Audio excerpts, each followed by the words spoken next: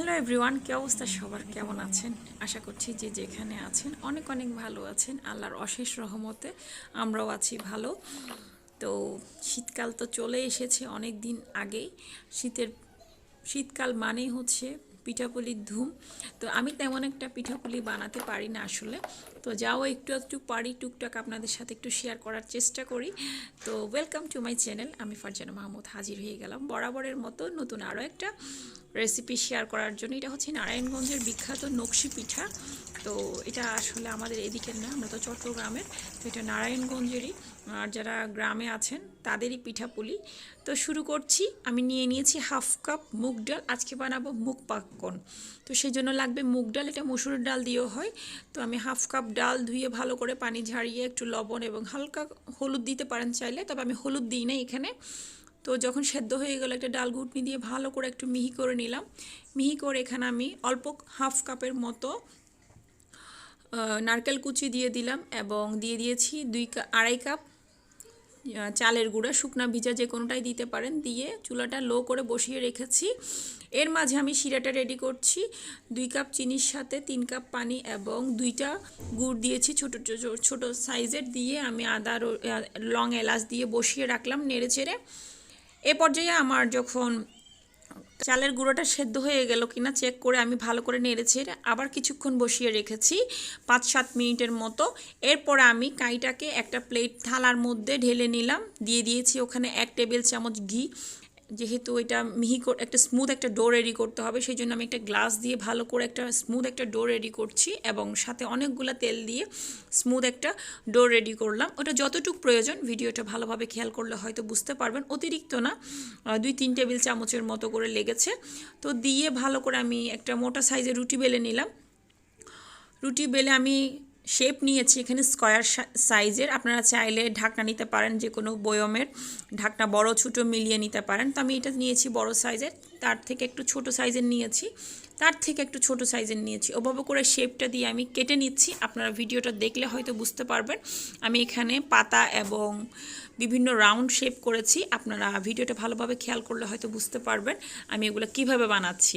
তো প্রত্যেকটা লেয়ারে কিন্তু ভালো করে তেল লাগাতে হবে, না হলে কিন্তু ফুলটা প্রপারলি বানানো যাবে না। তো এগুলো বানানোর জন্য মূলত লাগে খেজুর গাছের কাটা। তো এগুলো তো আসলে আমরা যারা শহরে থাকি এগুলো পাওয়া সম্ভব নয়, সেই জন্য আমি আমার বাসায় যা ইনস্ট্রুমেন্ট ছিল সুই টাইপের ওগুলো দিয়েই করছি। তো আমার বিভিন্ন শেপ আছে এবং হচ্ছে, আর আপনাদের কাছে কিছু না থাকলেও আপনারা ওষুধের পাতা এবং হচ্ছে কয়েলের স্ট্যান্ড, পরিষ্কার অবশ্যই ইনটেক, ওই জিনিসগুলো যেহেতু আমরা খাবার ইউজ করি সেই জন্য। আবার কিছু সুই আছে এমনিতেই আমরা কাপড় সেলাই করি, সেই সুইগুলো দিয়েও কিন্তু খুব সুন্দরভাবে ডিজাইন করা যায়। তো আপনারা ভিডিওটা ভালোভাবে খেয়াল করলে হয়তো যারা জানবেন না তারাও কিন্তু খুব সুন্দর করে এইভাবে ডিজাইন করতে পারবেন। আমি অতটা ডিজাইন করতে পারি না, তারপর আমি টুকটাক আপনাদের সাথে শেয়ার করছি। কেমন লাগছে ভিডিওটা ছোট্ট একটা কমেন্টস করে আমাকে অনুপ্রাণিত করবেন। যদি ভালো লাগে আপনারাও ট্রাই করে কমেন্ট বক্সে জানাবেন। কিছু কিছু জিনিস ঝামেলার হইলেও খেতে কিন্তু দারুণ মজা। এই জিনিসটা আমার এত পছন্দের, অনেক দিন ধরে ভাবছিলাম বানাবো, তবে সময় স্বল্পতার কারণে বানাতে পারছিলাম না। তো আমার বাসায় যা যা ছিল ইনস্ট্রুমেন্ট আমি সবগুলাই ব্যবহার করছি, মনের মতো করে ডিজাইন দিয়ে সুন্দর করে একটু ডিজাইন করার চেষ্টা করছি।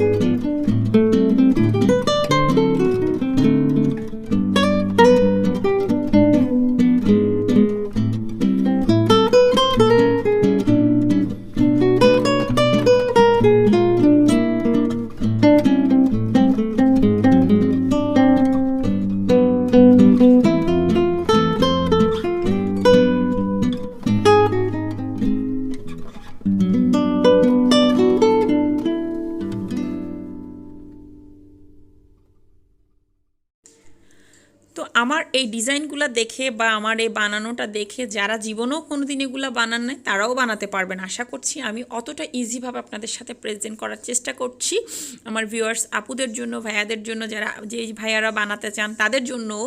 আমিও কিন্তু কখনো এগুলা বানাতে অভ্যস্ত না, তবে আমার একটা পেশন আছে এগুলার প্রতি, তো সেই জন্য আমিও আজকে বানিয়ে আপনাদের সাথে শেয়ার করছি। তো যে আপুরা পারবেন না তাদের জন্য আমি একদম ইজি করে করে ডিজাইন করে দেখাচ্ছি। আর অবশ্যই খেয়াল রাখবেন ফুলটা একটু নিচের থেকে করে গভীর করে উপর দিকে একটু হালকা করে তুলতে হবে। আমি জানি আমার আপুরা আরও অনেক ভালো পারে আমার চেয়েও, তো বিভিন্নভাবে ডিজাইন করা যায়, কিন্তু ভিডিওটা ভালোভাবে খেয়াল করলে কিন্তু আপনারা বুঝতে পারবেন। যতটা দেখে বুঝতে পারবেন, হয়তো বলে অতটা বুঝাতে পারবো না। তো এতটুকুই ছিল আমার নাস্তা বানানোর ডিজাইনগুলো। আর হচ্ছে আমি এদিকে শিরাটা রেডি করেছি, ওটা আমি বসিয়ে রেখেছি। শিরার টেক্সচারটা হবে বেশি ঘনও না বেশি পাতলাও না। এটা আমি চুলাটা একদম লোতে করে রেখে দিয়েছি, বানাতে বানাতে চুলাটা আমি লোতে রেখেছি।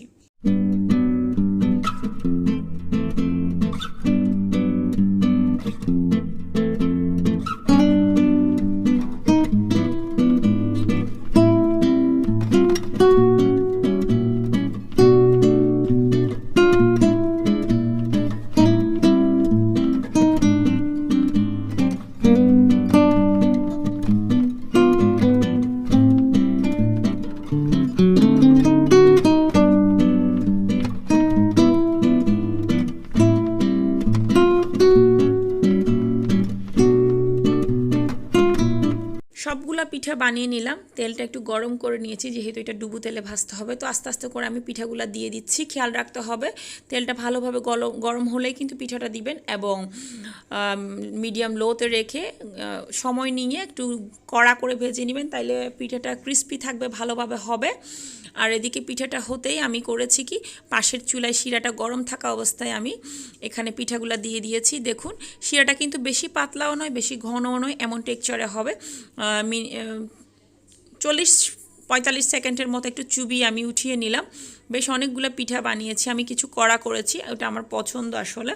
প্রত্যেকটা পিঠা এতটা মজা হয়েছে কি বলবো, এতটা জুসি হয়েছে। এগুলা বক্স বড়ও কিন্তু ফ্রিজে রাখা যাবে সপ্তাহ 10 দিনের মতো করে। আপনারা সাউন্ড শুনে হয়তো বুঝতে পারছেন এটা কতটা ক্রিস্পি হয়েছে এবং জুসি হয়েছে, খুবই মজা হয়েছে। আমরা ভালোভাবে এনজয় করলাম। আর আপনারাও আমার রেসিপিটা ট্রাই করে আমাকে জানাবেন। ভালো লাগলে আমার চ্যানেলটি সাবস্ক্রাইব করে সাথে থাকবেন, লাইক কমেন্ট শেয়ার করে সাথে থাকবেন। আজকের মতো বিদায় নিচ্ছি, আল্লাহ হাফেজ।